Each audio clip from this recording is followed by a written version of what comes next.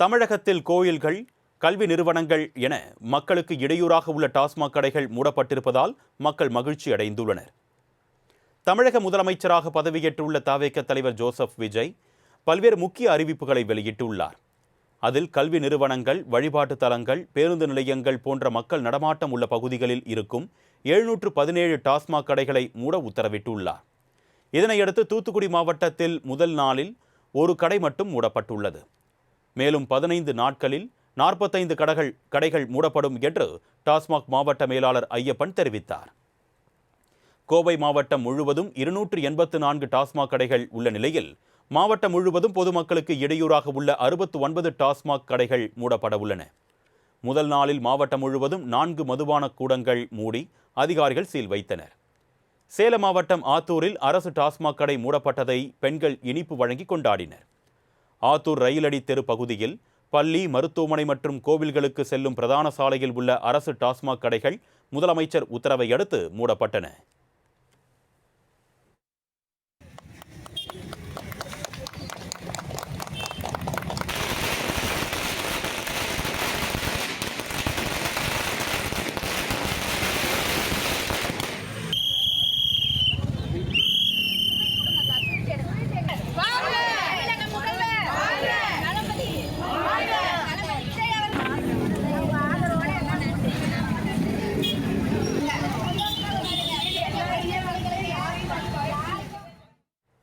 தமிழகத்தில் கோயில்கள், கல்வி நிறுவனங்கள் என மக்களுக்கு இடையூறாக உள்ள டாஸ்மாக் கடைகள் மூடப்பட்டிருப்பதால் மக்கள் மகிழ்ச்சி அடைந்துள்ளனர்.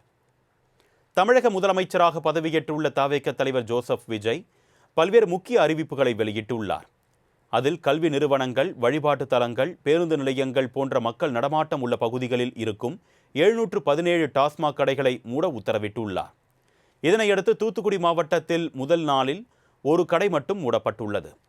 மேலும் 15 நாட்களில் 45 கடைகள் மூடப்படும் என்று டாஸ்மாக் மாவட்ட மேலாளர் ஐயப்பன் தெரிவித்தார். கோவை மாவட்டம் முழுவதும் 284 டாஸ்மாக் கடைகள் உள்ள நிலையில் மாவட்டம் முழுவதும் பொதுமக்களுக்கு இடையூறாக உள்ள 69 டாஸ்மாக் கடைகள் மூடப்பட உள்ளன. முதல் நாளில் மாவட்டம் முழுவதும் 4 மதுபான கூடங்கள் மூடி அதிகாரிகள் சீல் வைத்தனர். சேலம் மாவட்டம் ஆத்தூரில் அரசு டாஸ்மாக் கடை மூடப்பட்டதை பெண்கள் இனிப்பு வழங்கி கொண்டாடினர். ஆத்தூர் ரயிலடி தெரு பகுதியில் பள்ளி, மருத்துவமனை மற்றும் கோவில்களுக்கு செல்லும் பிரதான சாலையில் உள்ள அரசு டாஸ்மாக் கடைகள் முதலமைச்சர் உத்தரவை அடுத்து மூடப்பட்டன.